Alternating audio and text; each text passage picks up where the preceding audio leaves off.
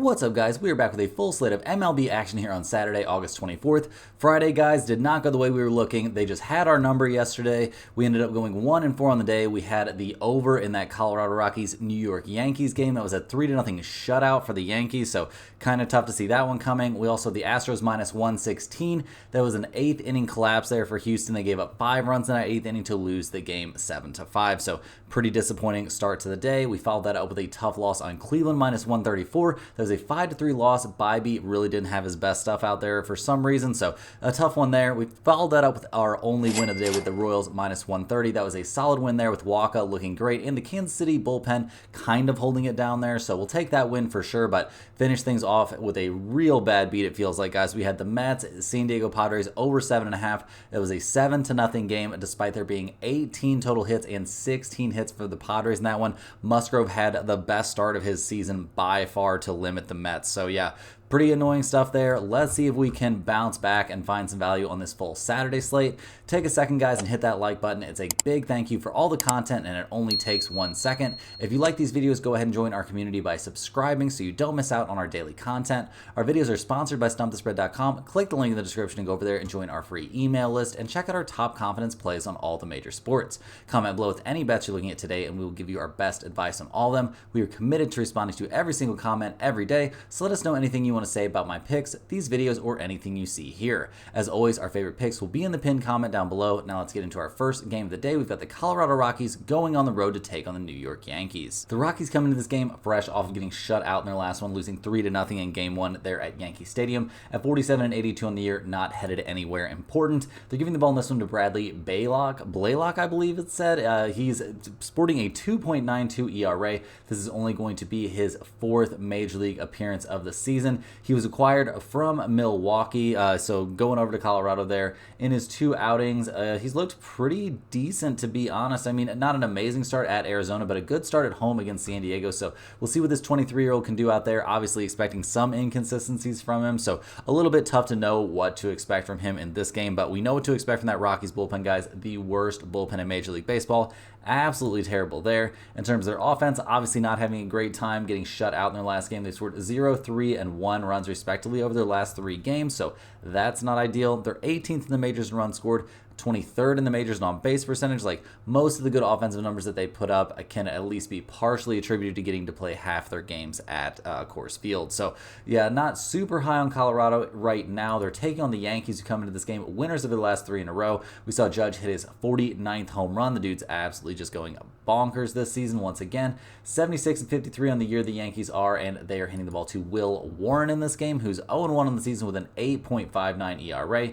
He's coming off a good start against the White Sox. I mean, it was the White Sox, guys, but 5 innings, 7 hits, only 2 earned runs, and again, we saw the Yankees win 10-2, so we'll give him kind of credit there for a good start, but this 25-year-old has not shown me a lot this season. It has me super impressed, so we'll see what we get out of him. We'll also see what we get from that Yankees bullpen, which not exactly flying high like they were early in the season, guys. Their bullpen has fallen all the way to somewhere around the middle of the pack with a 3.71 bullpen ERA, so I mean, better than the middle of the pack, but just not that elite status that we, kind of expected them to maintain. In terms of their offense, the Yankees only put up 3 runs yesterday, which isn't ideal, but they've scored 3, 6, and 8 runs respectively over their last few games. Obviously, Judge is killing it, and this is one of the best offenses in Major League Baseball, guys. 2nd in the majors in runs scored, 11th in batting average, batting .251 as a team, and they are the top on base percentage in the major leagues. So yeah, not a lot of bad stuff to say about this offense. I think they're just going to get even better here with Chisholm coming off the IL, and yeah, just this is going to be a crazy good offense, guys. No way around that. So looking at the numbers for this game, not shocked to see the Rockies as huge underdogs, plus 225.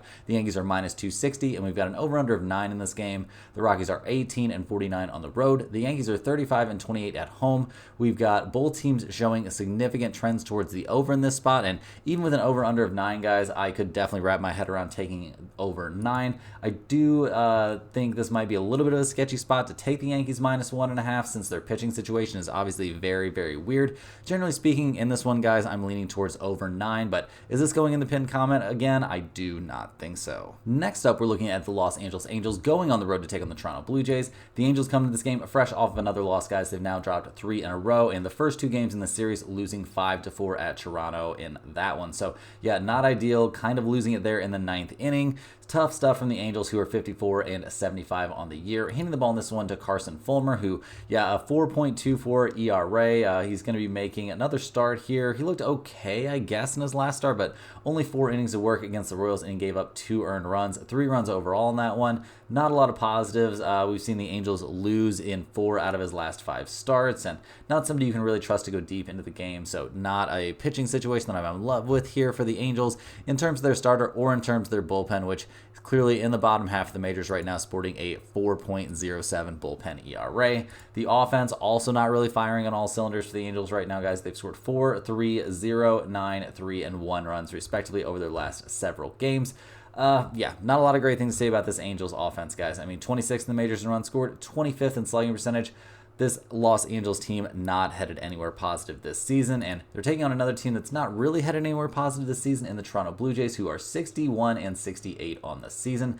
They're coming off of back-to-back wins. They've actually won 3 out of the last 4, but they've got a long way to go. They're handing the ball in this one to Bowden Francis, who's sporting a 4.38 ERA coming into this game. His last start, he was absolutely lights out against the Cubs. 7 innings, 3 hits, 0 runs allowed, and he's got a very recent start back on the 12th at the Angels, guys. 7 innings, gave up only a single hit. It was a home run, but 8 strikeouts, no walks in a game we eventually saw Toronto win 4-2. So expecting pretty good stuff from Bowden Francis in this game. What do we expect from that Toronto bullpen? Well, over the course of the season, guys, a 4.95 bullpen ERA has them second worst in the major league. So not really expecting miracles out there, but maybe they could do okay against a team like the Angels. We'll have to see, but I'm pretty happy with where Toronto's at in this pitching matchup, at least. The offense has come alive a bit. I mean, 5, 5, 7, and 10 runs respectively over their last few will certainly work.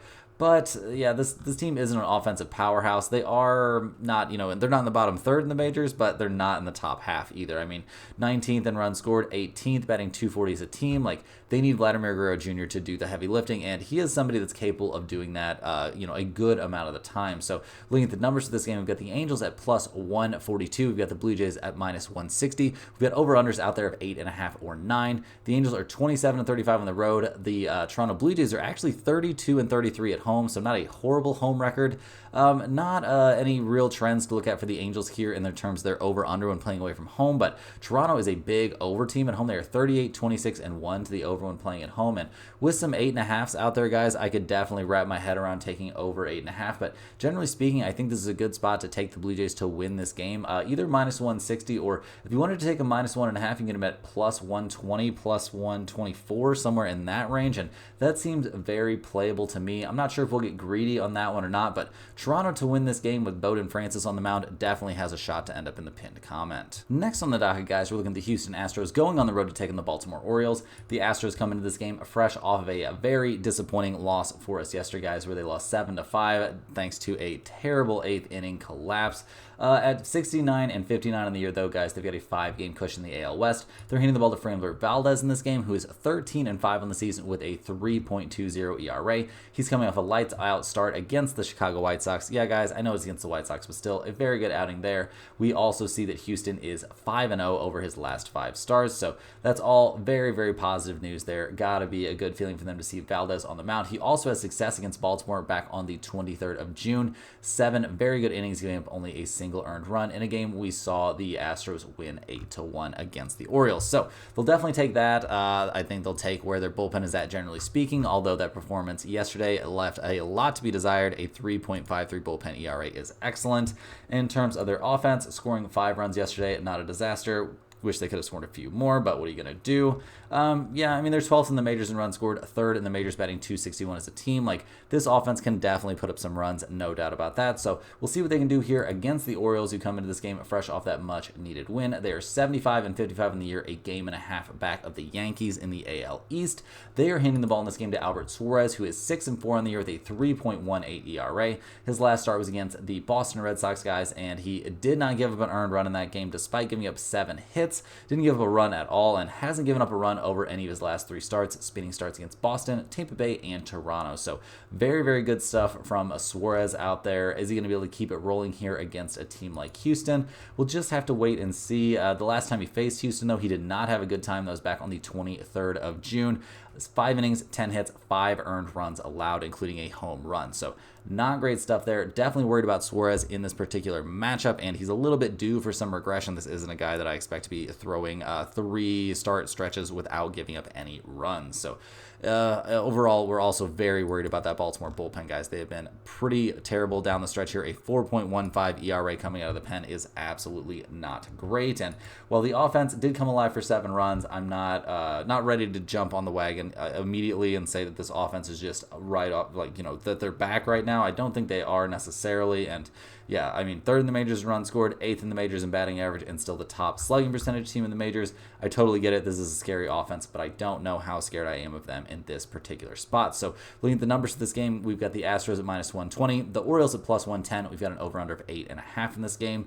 Houston 32-30 on the road. Baltimore, a very good home team, 38-29 at home. We've got mixed trends towards the over-under here, guys. I'm not super interested in that over-under. If you wanted to take a look at over 8.5, I guess you could, but generally speaking, I'm leaning towards the Astros -120. We're going to run it back with the Astros in this one. I think they're going to figure it out here against somebody they've got tons of success against this season, and I think Valdez is in for a very good start. Next up, guys, we're looking at the Milwaukee Brewers going on the road to take on the Oakland A's. Kind of as predicted, guys, the Brewers had a nice bounce-back game there against Oakland, got the 11-3 win, so typical that after letting us down 2 games in a row there in their series against the Cardinals, they would bounce back and have a great game 1 here against Oakland. They're 74-54 on the year. They're 10 games up on the Cardinals, so no reason for this team to really be sweating. They're handing the ball to Colin Ray, who's 11-4 on the year with a 3.52 ERA. His last start was against Cleveland, guys, and he was lights out. 7 innings, 2 hits, 5 strikeouts, no walks in a game we eventually saw the Brewers win 2-0. The Brewers are 4-1 over his last 5 starts. He's looked very, very good out there in all of those except for that terrible start at the Dodgers. So we'll see what we get out of him in this one going up against the Oakland A's. In terms of their bullpen, Milwaukee has been very good this season. They've had some hiccups lately, but a 3.38 bullpen ERA does not leave a ton to be desired, guys. That's pretty good numbers coming out of the pen, and the offense has really been the question mark, guys. They're coming off a game where they scored 11 runs, so that's fun, but 11 runs against Oakland, maybe not the biggest deal. I mean, they've scored 11, 0, 6, and 3 runs over their last few games, so not going to just immediately say that this team is back and hitting the ball well. I mean, they're 11th in the majors this season in runs scored, but a lot of these season-long numbers for Milwaukee are trending downwards. So we'll see what they do here against the Oakland A's, who come into this game fresh off that 11-3 loss. They're handing the ball to Joe Boyle in this game, who's 3-5 this season with a 6.21 ERA. His last start was a very good one. It was against the Tampa Bay Rays. Not a very tough hitting opponent, but still 6 innings, 2 hits, 6 strikeouts, 3 walks, and no runs allowed is a definite improvement for a guy that's had his struggles over his last 5 starts, no doubt about it. I would say at least 3 of those starts left a lot to be desired. So we'll see what we get out of Joe Boyle in this game. He's only 25 years old. Gonna expect some ups and downs. In terms of their bullpen, that bullpen for Oakland has been very good this season. A 3.54 ERA coming out of the pen, I would say, is excellent. So we'll see if they can hold the ship, hold things down here in game 2 of this series. In terms of their offense, Oakland only scored 3 runs in the last game, and they've scored 3, 3, 2, 0, and 3 runs over their last few. This is not a team that is swinging some hot bats. I would say they're swinging closer to ice-cold bats at this point. 25th in the majors in runs scored, 26th in the majors, batting .231 as a team. This is just not a very good offensive squad, especially not right now. So looking at the numbers for this one, we see the Brewers at -130, the A's at +115. We've got an over-under of 8 in this game. Milwaukee 35-30 on the road. Oakland 32-33 at home. Guys, I'm leaning towards going back to the Brewers in this game. I know that doesn't sound like very much fun. It's going to make me a little bit nervous as well, but Milwaukee -130 with Colin Ray on the mound, it seems like a missed price situation to me. I think this should be more like -160, and yeah, I think Milwaukee's in an excellent spot in this game. Not too interested in that over-under, but definitely give me the Brewers -130. Next on the docket, guys, we're looking at the Arizona Diamondbacks going on the road to take on the Boston Red Sox. The Diamondbacks come into this game fresh off of a 12-2 win in Game 1 of this series. 73-56 on the year. Arizona pretty much killing it right now. They're handing the ball to Zach Gallen, who's 9-6 overall with a 3.85 ERA. He's coming off of a tough start at Tampa Bay. 5 innings, 9 hits, 4 earned runs in that game. Not his normal great stuff. He had been looking really good, even against some better teams. And yeah, to have a tough start there at Tampa Bay, I guess that's going to happen. But that was a tough look for sure. Expecting better stuff from him in this one, and generally speaking, expecting a little bit better stuff from that Diamondbacks bullpen. They've had their issues this season, no doubt, but they're trending in a positive direction, still sitting with a 4.12 bullpen ERA at the moment, though. The offense, killing it. They've scored double-digit runs in each of their last 2 games. They've scored 12, 10, 3, and 9 runs, respectively, over their last 4. Absolutely one of the best offenses, maybe the best offense in Major League Baseball right now, guys. They're first in the majors in runs scored, second in the majors in on-base percentage. They are a top 5 slugging percentage team, and they are 4th in the majors batting .260 as a squad. So expecting great stuff from them at the plate pretty much every single night here, and they're going up against the Red Sox, who obviously took it on the chin there in Game 1. They are 67-60 on the year, handing the ball in this one to Cutter Crawford, who is 8-10 this season with a 4.25 ERA. His last start was a decent one against the Baltimore Orioles, guys. 5 1/3 innings, 2 hits, 3 earned runs allowed, but over his last 5 starts, he has not looked great. Definitely somebody that we have plenty of question marks about. Not loving what I've seen from Crawford this season, generally speaking, and going up against a team like the Arizona Diamondbacks could be a tough look for him. In terms of their bullpen, guys, Boston absolutely not having a great time. They're bottom 5 in the majors in bullpen ERA. Not a good bullpen at all. This team has had a lot of pitching injuries just in general, so maybe cut them a little bit of slack, but I can tell you that the Arizona Diamondbacks are not going to be cutting them slack up there at the plate. So big concerns there in terms of their offense. We see the Red Sox, obviously coming up again, they scored 2 runs. They scored 2, 4, 6, 4, and 2 runs over their last several games. Definitely something of a downturn here for a team that's 5th in the majors in runs scored and 2nd in the majors, batting .261 as a team. So we'll see what they can get going at the plate in this game. But looking at the numbers for this one, we've got the Diamondbacks at -105, the Red Sox at -110. We've got an over-under of 9.5 in this one. Arizona is 36-30 on the road. Boston is only 29-33 at home. We also see both teams showing pretty significant trends towards the over in this situation, with Arizona being 34-28-4 to the over on the road, Boston being 30-27-5 to the over at home. Guys, I really like the Diamondbacks -105 in this game. I think that's got a great chance to end in the pinned comment, and I also like over 9.5 in this one as well. I think we're going to see plenty of offense here, at least from the Diamondbacks, but I do think taking Arizona -105 is probably my favorite lean out of those two. Rolling right along here, guys, we're looking at the Chicago Cubs going on the road to take on the Miami Marlins. The Cubs come into this game fresh off of another win. They've won 3 out of their last 4 to get to 64-65 on the season. They're hitting the ball to Shota Imanaga, who is 9-3 this year with a 3.11 ERA. He's been having a very successful season. His last start was a short one, only 5 innings against the Toronto Blue Jays, but he only gave up 1 earned run on 4 hits while striking out 6. Unfortunately, that's a game the Cubs lost 1-0. So the dude's been pitching great. Can't really trust his team to give him any run support, though. And when he comes out of the game, how do we feel about the bullpen? Well, honestly, guys, the Cubs bullpen's been pretty good this season. Definitely top 10, a 3.63 bullpen ERA. Very little wrong with that. The pen has been looking good for the Cubs, and the bats are coming alive a little bit too, guys. I mean, 6, 10, 2, and 3 runs, respectively, over their last few games. Definitely steps in the right direction. They are 23rd in the majors in batting average and 21st in the majors in slugging percentage this season, but we've seen good things from guys like Happ and Bellinger, and we'll see if they can, kind of keep things rolling here going up against the Marlins, who come into this game on a 4-game losing streak after losing 6-3 yesterday. They're handing the ball in this one to Valente Beloso, who's 2-1 this season with a 2.45 ERA.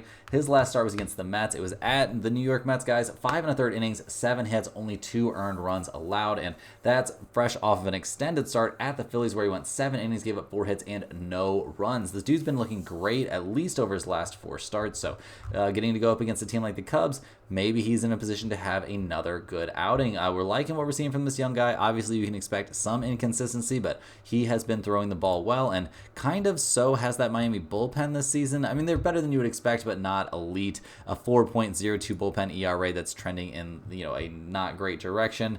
Maybe maybe doesn't fill us with a ton of confidence here, but generally speaking, it's better than you would expect from a team that's looked as bad as the Marlins have this season. A lot of the problem for the Marlins has been that offense, guys. They've scored 3, 8, 1, 6, and 3 runs over their last few games. They are 29th in the majors in runs scored, 28th in on-base percentage, only getting on base at a 294 clip. Like, this is a team that struggles at the plate. So looking at the numbers for this game, we've got the Cubs at minus 160, the Marlins at plus 142. We've got an over-under of 8 in this game. The Cubs are 28 and 36 on the road, not a very good road record at all. Miami is 24 and 43 at home. So yeah, one of the worst home records in the majors when playing in front of the home fans. In terms of the over/under, the Cubs are a significant under team on the road. Miami is the best over team in the major leagues when playing at home, though. 47, 18, and 2 to the over at home. Generally speaking, in this game, guys, I do think under 8 has a lot of value. I know we're going against a huge trend there for the Marlins, but I think with 2 very good starters out there and 2 decent bullpens, I think offense is going to be at a premium in this one. So, yeah, making it to 9 runs could be a bit tough. I also think there's plenty of reason to take the Cubs at minus 160 in this game to get a win here, but generally speaking, I think the under is my favorite play. Is this going in the pinned comment? I don't know for sure yet. It seems a little bit tough for me to go against that huge trend. Next up, guys, we're looking at the San Francisco Giants going on the road to take on the Seattle Mariners. The Giants and Mariners are actually playing right now. They're in the middle of the 9th inning with things tied up at 5 runs apiece, so that could end up being a long game. We'll see what actually happens. The Giants come into this one 65 and 64 on the season. They've been playing pretty well recently. They had won 3 out of their last 4 heading into their current game where they're tied up in game 1 with the Mariners. They're hitting the ball to Blake Snell in this game, who's been great down the stretch, a 2-3 record with a 3.67 ERA on the season. His last start was against Oakland, guys. At Oakland, 7 innings, 6 hits, only a single earned run while striking out 10. He's actually struck out double-digit hitters in 4 out of his last 5 outings. The dude has just been crazy, crazy good after a crazy, crazy bad start to the season. So we'll see what we get from Blake Snell in this one. I'm expecting him to be pretty much lights out. In terms of their bullpen, the Giants have definitely had their problems this season, guys. They're 22nd or something like that in the majors with a 4.17 bullpen ERA, so that's a little bit tough. And I mean, even going against a team like Seattle, I think the bullpen can manage to give up some runs. The offense for the Giants hasn't been amazing here down the stretch. I mean, they've scored 5 runs in their current game, 2 in the game before that, 4, 5, and 4 in the games before that. Like, just not an offensive juggernaut, a pretty average offensive team across the board in terms of runs scored. In terms of batting average, 16th in the majors. In terms of on-base percentage, getting on base at a 312 clip. That's exactly MLB average. Like, just not an offense you're very scared of, but they're definitely capable of putting up some runs here. So we'll see what they can get going against the Seattle Mariners, who come into this game really, really floundering. They're having a rough time, guys. Not going to be winning the AL West. It doesn't look like it was looking earlier in the year. They're hitting the ball to George Kirby in this game, who's 9-9 on the year with a 3.40 ERA. His last start was at Pittsburgh, 6 innings, 4 hits, 2 earned runs allowed in a 10-3 win there for Seattle. So very good stuff there. Expecting George Kirby to have another positive outing in this one, going up against a Giants team that's not exactly crazy at the plate. In terms of their bullpen, Seattle's had some issues recently. They're somewhere around MLB average with a 3.93 bullpen ERA. So I guess that's not a huge problem, but the huge problem for this team is their lack of offense, guys. I mean, over the course of the year, they're 27th in the majors in runs scored, dead last, batting .216 as a team. They're 29th in the majors in slugging percentage. They've scored 4, 3, 0, 10, 2, and 3 runs over their last few games. Obviously, they've scored 5 in their current game, so we'll see how that goes for them, but right now, just not very excited about what I'm seeing from Seattle at the plate. So looking at the numbers for this game, we've got the Giants at minus 110, the Mariners at minus 104, an over-under of 6.5 in this game. San Francisco, not a great road team, 27 and 35 on the road. Seattle, a very good home team, 37 and 26 at home. In terms of the side in this one, guys, we are not getting too complicated. We've got Blake Snell here at minus 110. That seems like a great spot to me. In terms of the over-under, not super interested in this one. Over-under of only 6.5 makes me kind of want to play the over with such a small number, but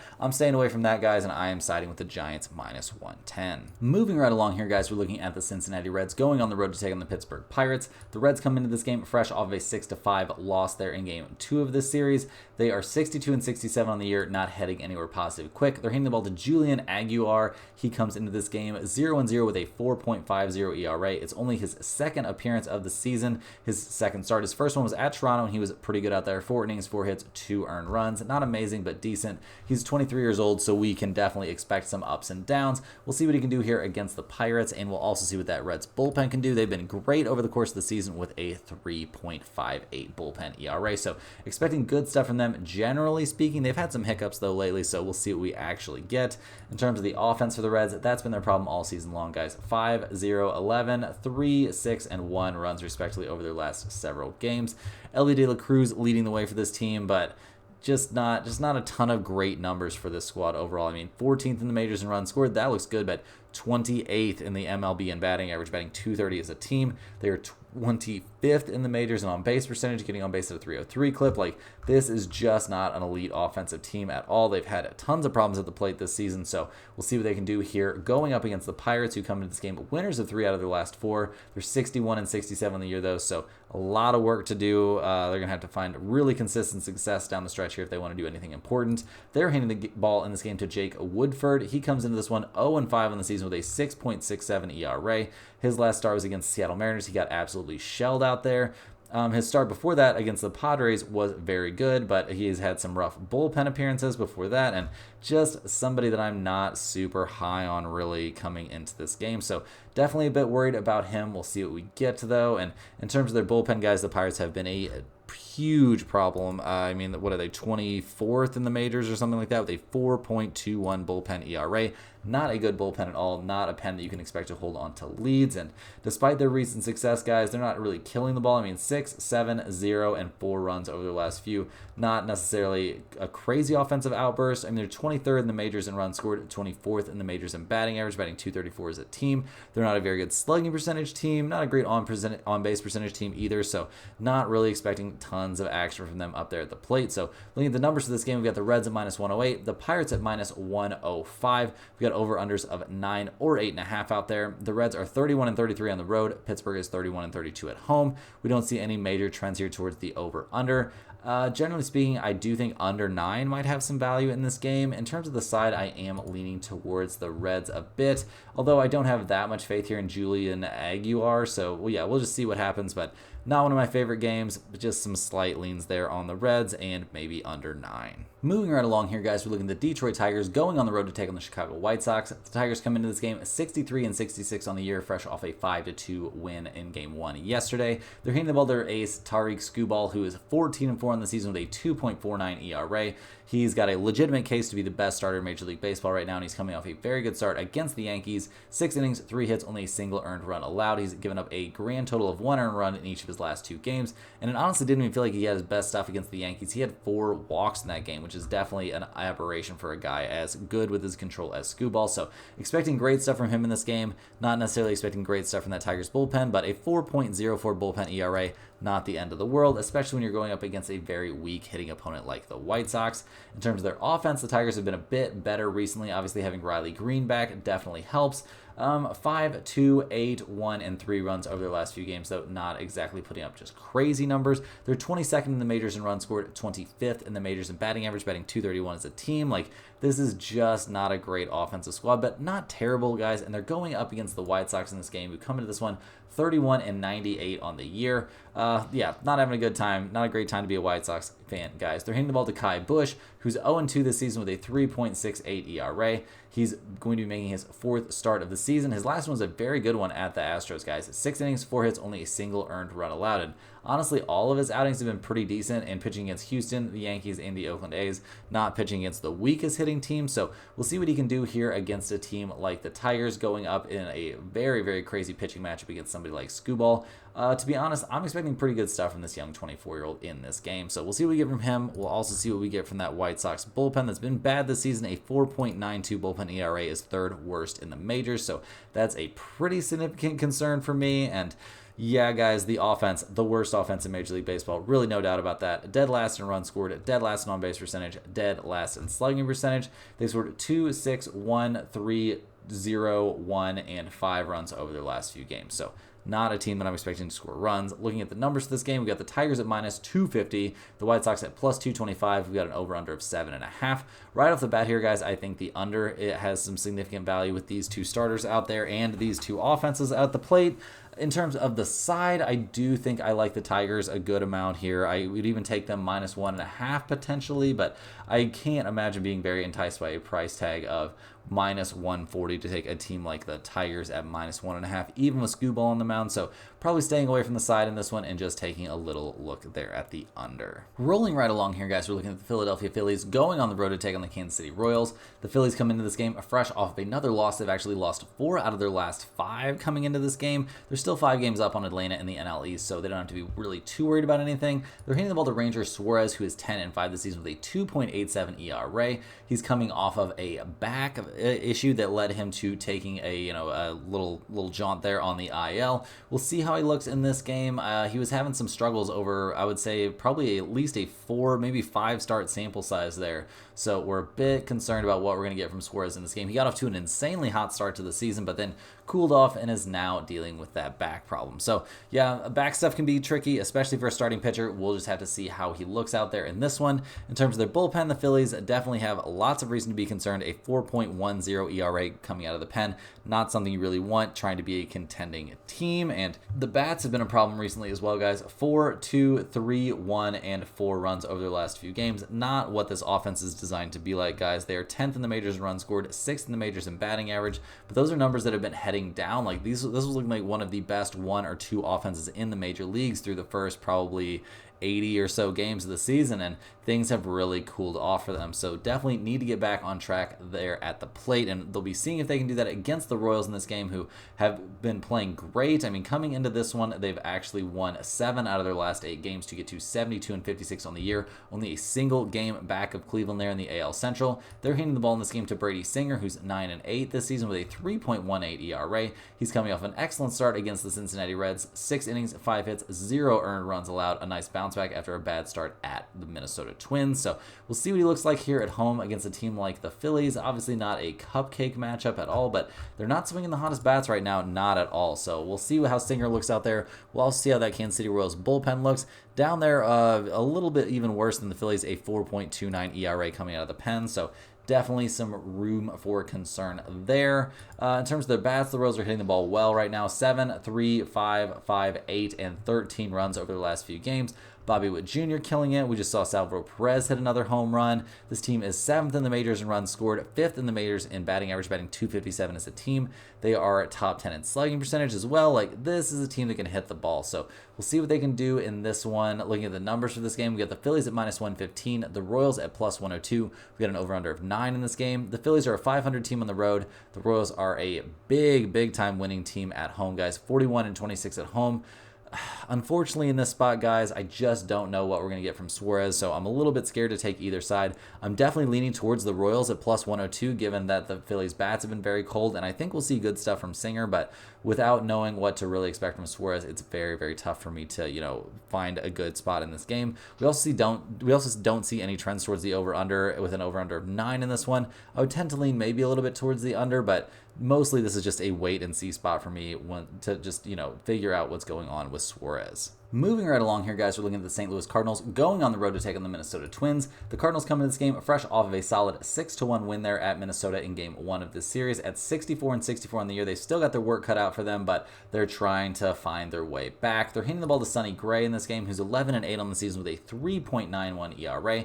He's coming off a good start against the Dodgers. 5 innings pitched, 7 hits, 2 earned runs allowed. In a game we saw the Cardinals lose 2-1. He kind of did his best out there, but couldn't get any run support. He hasn't been amazing down the stretch this season, not nearly as good as he was in the early goings, where it was like he was nearly unhittable on a nightly basis, but I think we can still expect decent stuff from Sonny Gray. In terms of the Cardinals bullpen, it's been much better than I would expect it to be this season, generally speaking. Still holding on to a borderline top 10 spot with a 3.67 ERA coming out of the pen. Not a lot of huge problems there. Some inconsistencies perhaps, but not a disaster. The offense has been hitting the ball well recently. 6, 3, and 10 runs respectively over their last 3 games. They're going to need that kind of production to continue. We saw a Brendan Donovan home run there yesterday, so that was nice. The Cardinals offense over the course of the year has not been good, so they're going to need to be bucking some trends here to keep this thing rolling. So we'll see what we get from them. going up against the Twins in this one, who have actually lost 4 out of their last 5 overall to fall to 71 and 57 on the year. They're only 2 games back of Cleveland in the AL Central. They're handing the ball to Pablo Lopez, who's 11 and 8 this season with a 4.47 ERA. He's coming off an excellent start against the Texas Rangers, where he went 6 innings, gave up 6 hits and 0 runs, so pretty good stuff there. He's looked pretty good over his last 5 starts, to be honest. Maybe not a murderer's row that he's been taking on, but generally speaking, he has not looked terrible. In terms of their bullpen, the Twins have had some issues lately. They're down to a 3.97 bullpen ERA, so that's not exactly where they wanted to be, but with this offense, they would have thought that'd be fine, but the offense is spluttering right now, guys. They've scored 1, 11, 5, 3, and 5 runs over their last few games. They're 6th in the majors in runs scored, 7th in the majors in batting average. They are a top 10 on base percentage team and a good slugging percentage team. Like, this is a squad that should be putting up some runs. They're just not really delivering at the moment. So looking at the numbers of this game, we've got the Cardinals at plus 122, the Twins at minus 140. We've got an over-under of 7.5 in this game, so a pretty small number. And I guess with these 2 starters out there, guys, that makes some sense to me. Generally speaking, I'm leaning towards the Cardinals in this one. I mean, they're 29 and 34 on the road, so that's not great. And Minnesota is 36 and 24 at home, but the Cardinals at plus 122 with Sonny Gray on the mound kind of seems too good to, ignore. With an over-under of 7.5, I would maybe take a look at the under, because I think this could be something of a pitching duel, but we've got mixed trends towards the over-under for these 2 teams, so that's kind of a pick-your-own-adventure situation. Moving right along here, guys, we're looking at the Texas Rangers going on the road to take on the Cleveland Guardians. The Rangers come into this game fresh off of a kind of crazy win there at Cleveland Game 1. They've won 4 out of their last 5 games to get to 60 and 69 on the season. They're handing the ball to Jon Gray in this one, who's 5 and 4 overall with a 3.75 ERA. His last couple of outings were bullpen appearances, and he was not great his last time out. He gave up a run on 2 hits over 2 innings of work against the Pirates his last time out. So we'll see how he looks in the starting role. Again, the last time he started was against the White Sox, and he was great. 7 2/3 innings, 4 hits, only a single earned run allowed, albeit against the Chicago White Sox. So we'll see how he looks here against a much more legitimate team in the Cleveland Guardians. In terms of their bullpen, the Rangers have had tons of problems this year, guys. They are the 4th worst bullpen team in the major leagues with a 4.44 bullpen ERA.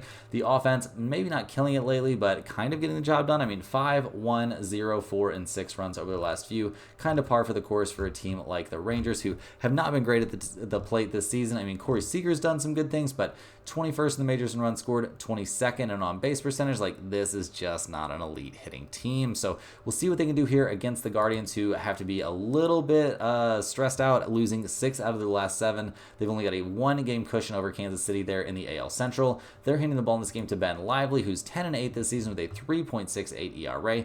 He's coming off an excellent start against Milwaukee, guys. 6 innings, 5 hits, 2 earned runs. A game we eventually saw Cleveland lose 2-0. So good stuff from Lively, wasted there by his team. We'll see what they can do in this one. Cleveland obviously a bit banged up, but their bullpen has been fantastic this season, guys. I mean, sitting in the top spot in the majors with a 2.68 ERA. Excellent stuff there. The problem recently for Cleveland has just, pretty much exclusively been their offense. I mean, they've scored 3, 0, and 1 runs over their last 3 games, guys. This offense has to get it going again. They need Jose Ramirez and Steven Kwan to kind of figure things out. They are the real driving force behind this offense, and if they can't find the way to get the job done, things are going to be a bit rough. So looking at the numbers of this game, we've got the Rangers at minus 104, the Guardians at minus 110. We've got an over-under of 8 in this one. The Rangers, not a very good road team, only 26 and 38 on the road. Cleveland, 38 and 21 at home. In terms of the over-under, we've got significant trends towards the over in this situation, but I don't think I really trust that here, guys. I'm leaning more towards the Guardians minus 110 with Ben Lively on the mound. That seems like a good spot to me. I'm a little bit worried about Jon Gray out there, but he's not somebody that really fills me with a ton of fear. I think my bigger fear is just the Guardians' offense not being very good right now, and Jon Gray does have a good start against Cleveland under his belt back on May 15th. Obviously, that's a long time ago, but still maybe worth taking into consideration. So a little lean towards the Guardians in this one, probably not making it into the pinned comment. Rounding into the home stretch here, guys, we're looking at the Washington Nationals going on the road to take on the Milwaukee Brewers. The Nationals come into this game fresh off of a 3-2 loss in game 1 of this series, and at 58 and 71 on the year, they don't have a ton left to play for. They're handing the ball to Jake Irvin in this one, who's 9 and 10 on the year with a 3.81 ERA. He's coming off of a pretty bad start by his standards against the Phillies, guys. 6 innings, 8 hits, 4 earned runs allowed in that one. So not his best stuff stuff, albeit against a relatively tough opponent. We'll see what he can get done here against the Atlanta Braves. Not a team that he's taken on recently, but he did have a great start against them back on June 7th, so we'll see if he can replicate that. He's actually had 2 excellent starts against them this year, generally speaking, so expecting pretty good stuff from Jake Irvin in this spot. What do we expect from that Nationals bullpen? Well, they're headed in the right direction now. A 4.10 bullpen ERA has them out of the absolute, pits there, but maybe not a bullpen that I'm, super confident in. The offense has also been a problem, but they've had some moments recently. I mean, 2, 8, 6, 1, and 6 runs over their last few games. Not a complete disaster. This isn't a team that's an amazing offensive squad. I mean, they've had their issues for sure, but they're around league average in runs scored, and they're 14th in batting average and 14th in on-base percentage, so not a disaster of an offense, and they're going up against the Atlanta Braves team that's not killing it on offense right now either. They have won their last 2 games in a row, though. They're 69 and 59 on the year, hitting the ball to Charlie Morton, who's 7 and 7 this season with a 4.29 ERA. He's coming off of a very good start against the Angels and a very good start against the San Francisco Giants, so definitely got to give him some credit there. Uncle Charlie throwing the ball well at the moment. The last time he faced the Nationals, though, did not have a good time. It was at Washington, 5 innings, 7 hits, 5 runs allowed, and he got blown away by Washington back in May, giving up 12 hits over 5 2/3 innings and 8 earned runs, so definitely not a matchup that he's probably looking forward to. In terms of their bullpen, definitely a huge edge towards Atlanta. That bullpen has been very, very good this season, and their offense has been the problem recently, guys. 3, 3, 2, 3, 3, and 11 runs over their last several games. They're down to 16th in the majors in runs scored, 17th in the majors in batting average. This is just not a very good hitting team. So looking at the numbers for this game, I'm a little bit surprised to see the Nationals at plus 155, the Braves at minus 174. We've got an over-under of 8.5 in this one. Washington, not a great road team. Atlanta, a very good home team. We've got mixed trends here towards the over-under, with Atlanta being a huge under team at home. And with a number like 8.5, you could definitely get me to look at that under. I do think under 8.5 has some good value in this one. But guys, I think the better value in this one, and I don't take a lot of big underdogs, but I like the Nationals plus 155 in this spot a lot. It's got a very good chance to end in the pinned comment. That's a lot of value sitting out there in a matchup that Jake Irvin has dominated and that Charlie Morton has struggled in. Next up, guys, you're looking at the New York Mets going on the road to take on the San Diego Padres. The Mets come into this game fresh off of a 7-0 shutout there in Game 2 of this series. We saw Blackburn take a liner off the wrist and have to leave that start, so that's some pretty bad news there for the Mets, who at 67-62 on the year have a lot of work still to do. They're hitting the ball to David Peterson in this one, who's 7-1 this season with a 3.00 ERA. He's coming off of an excellent start against Baltimore, 7 innings, 6 hits, 2 earned runs allowed in that one while striking out 8, and he's been lights out over his last 4 appearances. So expecting very good stuff from him, expecting mediocre stuff generally speaking from that Mets bullpen, although they're getting better. A 4.03 bullpen ERA, definitely trending in the right direction. In terms of the bats, obviously getting shut out, not a great look. They've scored 0, 8, 4, 5, and 4 runs over their last few games. 8th in the majors in runs scored, 7th in the majors in slugging percentage. Over the course of this year, this offense hasn't been terrible. Don't get me wrong, but recently it just doesn't feel like they're swinging the hottest bats. So we'll see what they can get done here against the Padres, who come into this game fresh off that 7-0 win. At 73-57 on the year, they're only 4.5 games back of the Dodgers in the NL West. They're hitting the ball to Michael King, who's 11-6 this season with a 3.18 ERA. The dude has been cruising recently. A great start against Minnesota, a great start against the Pirates.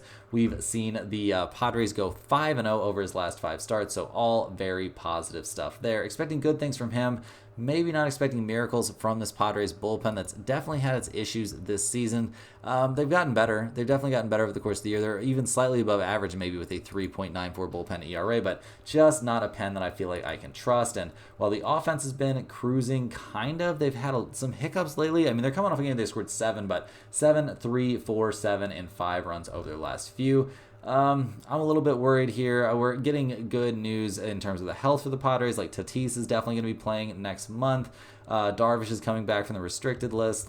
Good things are on the horizon, but I'm not sold on the Padres in this game. I'm leaning more towards the Mets at plus 130, but generally speaking, guys, I don't have a big lean in this one. I'm going to be staying away from this one, generally speaking. I don't like the over-under situation too much. At 7.5, I would want to lean towards the over since both teams are showing trends towards the over, but there's been problems producing offense so far in this series, so generally speaking, this is more of a stay away spot for me. Last but not least here, guys, we're looking at the Tampa Bay Rays going on the road to take on the LA Dodgers. The Rays come into this game fresh off of a 7-3 loss in game 1 of this series. They're handing the ball to Taj Bradley in this one, who's 6-8 on the year with a 3.55 ERA. His last start was a bit of a bounce back. It was at Oakland, 6 innings, 5 hits, 3 earned runs, so not lights out stuff, and it was a game we saw the Rays eventually lose 3-0. So some worries here for me about Taj Bradley out there in this matchup. I mean, he's going against a pretty tough opponent that he has not faced yet this season. In terms of their bullpen, the Tampa Bay pen, not terrible. A 3.74 ERA coming out of the bullpen can definitely get the job done a good amount of the time. Their offense has been a problem. 3, 1, 4, and 1 runs over their last few games is not ideal. I mean, 28th in the majors in runs scored, 27th in the majors in batting average. Like, just not a lot of great things to say about them at the plate. And they're going to have to score some runs here against the Dodgers, who have won 5 in a row coming into this game to get to 77-52 on the year. They're hitting the ball to Kershaw in this one, who's 2-2 this season with a 2.63 ERA. He's coming off of a great start against the Cardinals. Honestly, his last 3 outings have all been lights out, and that starts against the Cardinals, the Brewers, and the Phillies. So, there's some reasonable hitting teams in there, and we've seen Kershaw just ball out there. So hoping that he can kind of keep this good run going. And the Dodgers bullpen's been solid. A 3.59 ERA coming out of the pen is not an issue for them. And yeah, just generally speaking, a lot of good things to say about the Dodgers right now. They're hitting the ball great as well. Getting Mookie back is great, and Ohtani's killing it and all that stuff. You guys don't need to hear this from me. You know the Dodgers are legit. So looking at the numbers for this game, we've got the Rays at plus 160, the Dodgers at minus 172. We've got an over-under of 8. Tampa Bay is 30-29 on the road. The Dodgers are great at home, 41-21 at home. That's an MLB best home mark.